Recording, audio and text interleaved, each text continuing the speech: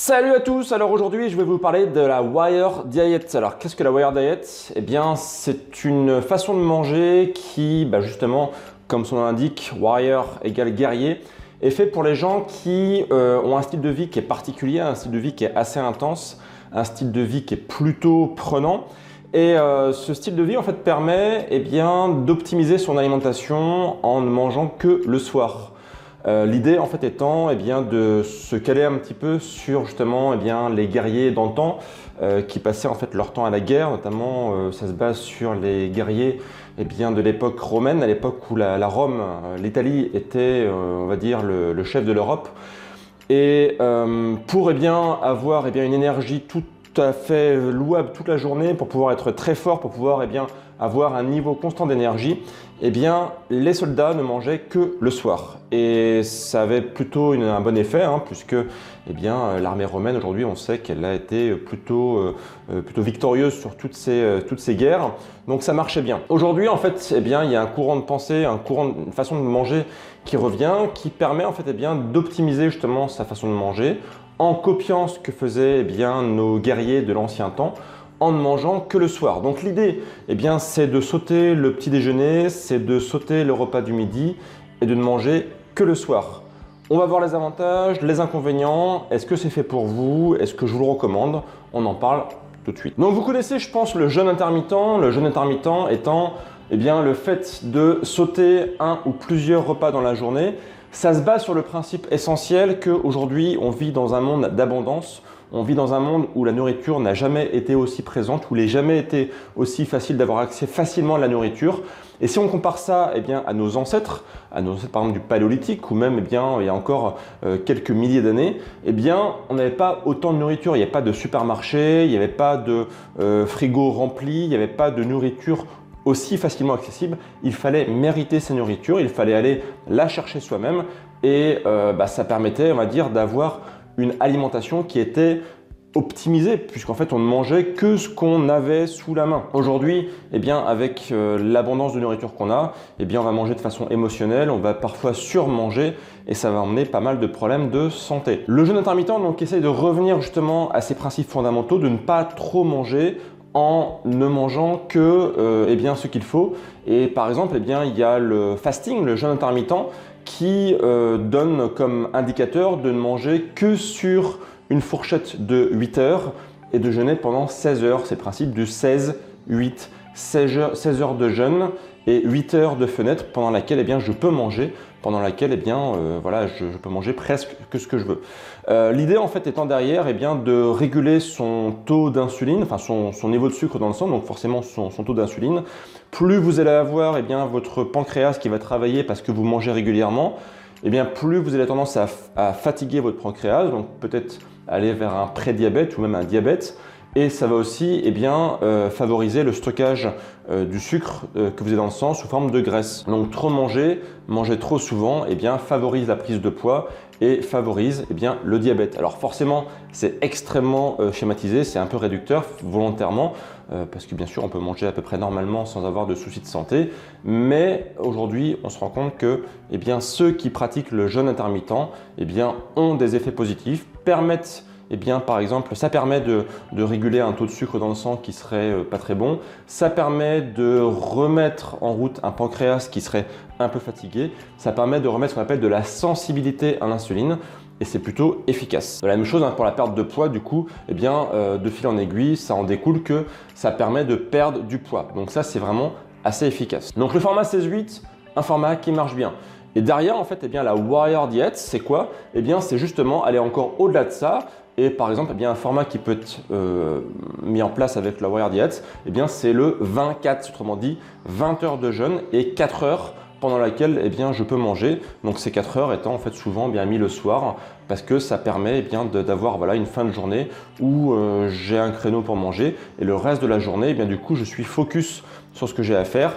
Je ne perds pas de l'énergie à digérer, je ne perds pas du temps à manger, etc., etc. Alors, Cette méthode, en fait, elle n'est pas forcément conseillée aux gens qui ont, par exemple, des petits problèmes de santé. C'est pas forcément conseillé aux gens qui ont des problèmes avec l'alimentation, comme par exemple, qui ont des envies de nourriture compulsive. C'est plutôt réservé, on va dire, à des gens qui sont déjà un petit peu avancés en termes de jeûne intermittent, qui ont déjà testé le jeûne intermittent, comme le format 16-8, justement, je vous en parlais à l'instant, qui ont déjà fait ce genre de test, pour qui ça a plutôt eu des bons résultats et qui veulent encore aller plus loin. Et qui permet en fait, notamment d'avoir une longue période de la journée en fait, où on ne s'occupe pas de dire voilà qu'est-ce que je mange, on n'a pas la fatigue liée à la digestion parce que vous savez que forcément plus vous mangez, plus souvent vous avez un coup de pompe derrière parce que faut digérer, ça consomme de l'énergie, etc., etc. Donc moi je connais beaucoup de personnes dans mon entourage, notamment des entrepreneurs, qui mettent en place la Warrior Diet parce que justement ils veulent avoir l'intégralité de leur journée qui est consacrée au travail. Et ça marche plutôt bien. Et si vous me dites oui, mais ok, du coup, mais ça va me donner en fait une baisse d'énergie, ça va me faire perdre de la masse musculaire, etc. Non, sur des jeûnes aussi courts, parce que 20 heures de jeûne, c'est pas si long que ça par rapport à ce que, par exemple, vous pouvez rencontrer nos ancêtres. C'est pas long du tout.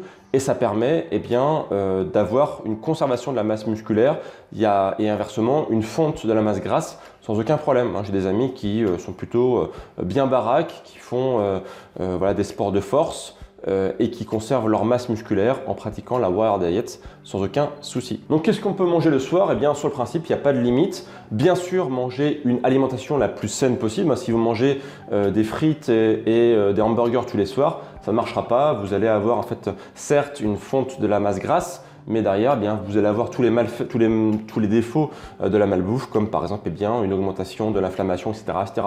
Donc bien sûr, se concentrer sur des aliments qui sont bons pour la santé, mais c'est vrai qu'ils vont avoir plutôt une densité calorique plutôt intéressante, puisque le but, ça va être de consommer finalement l'équivalent des 3 repas de la journée en un seul repas. Donc derrière, il faut plutôt manger des aliments qui sont denses. Si vous mangez que la salade de soir, ça va être un petit peu léger. Donc plutôt de la bonne viande, du quinoa, de la patate douce, des fruits, des légumes, etc. en bonne quantité. De toute façon, en général, le soir, vous allez avoir faim. Et derrière, ça va vous permettre d'avoir justement à peu près l'équivalent de la journée sur un repas. Donc forcément, ce repas doit être consistant, encore une fois. Sinon, oui, là, vous risquez d'avoir un déficit calorique. Vous ne mangez pas assez de calories sur la journée et ça peut vous poser des soucis. Donc, c'est à tester de votre côté, sachant encore une fois qu'il faut plutôt avoir testé avec succès le jeûne intermittent classique de type 16-8. Et ensuite, pour ceux qui veulent aller plus loin, pour ceux qui veulent avoir plus de temps, plus d'énergie dans la journée, passer à la Warrior Diet pour permettre d'aller encore plus loin et d'avoir des résultats assez spectaculaires en termes de fonte de masse grasse, en termes d'énergie et en termes de santé globale. Si jamais vous testez, que vous avez un petit coup de pompe dans la journée, rien ne vous empêche de casser, le jeûne ponctuellement. Encore une fois, c'est pas une religion, c'est pas quelque chose d'ancré, c'est pas une loi. Si vous avez une petite faim dans la journée, vous pouvez bien sûr consommer des oléagineux, de la viande séchée ponctuellement. Certes, ça va casser votre jeûne, mais ça vous permettra aussi d'avoir les bienfaits de ne pas avoir trop d'alimentation qui vous casse dans la journée. Juste ce qu'il faut pour caler un petit moment de la journée où vous avez un petit creux. Donc vous pouvez, pour ceux qui débutent et qui ont ce genre de petites fringales qui peuvent arriver dans la journée, d'avoir un petit encas ponctuel, c'est pas méchant et ça ne pose pas de gros soucis en soi. Bien sûr, oui, ça peut casser le jeûne, mais vous conservez néanmoins, on va dire, la très grande majorité des bienfaits de la Warrior Diet. Et bien sûr, dans la journée, continuez à boire de l'eau, du thé, du café. Les boissons non sucrées ne sont pas incluses dans le jeûne intermittent. On ne les compte pas, parce que bien sûr, il n'y a pas de calories ou très peu. Donc, ce n'est pas considéré comme un cassage de jeûne. Donc, à tester, bien sûr, et consommer de la boisson tout au long de la journée. Donc voilà, dites-moi si vous avez déjà testé la Warrior Diet, si vous avez déjà eu envie de tester, si vous allez tester, si ça vous donne envie de tester. Dites-moi dans les commentaires ce que vous en pensez et pensez aussi bien sûr à vous abonner à la chaîne YouTube de Bmove. Actuellement, je vais publier de plus en plus de vidéos. Je suis très motivé pour vous partager encore plus de contenu.